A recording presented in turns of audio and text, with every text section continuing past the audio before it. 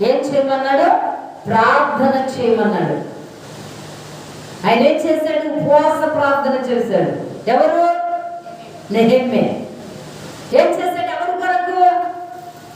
నెహెమ్యా ఆ యవన కాలంలో ఆ యవన జీవితాన్ని ఇబ్బందుల పాలు చేయకోకుండా ఎక్కడో కుషాను కోటలో ఉన్న నెహెమ్యా కొరకు అంత భారమైన ప్రయాసం పెట్టాడు. దేవుడు అప్పగించాడు తనకి. ఈ దినం నా ప్రియ సహోదరి సహోదరుడా, నీ కొరకు ఒక బాధ్యత ఆయన సిద్ధపరిచాడు.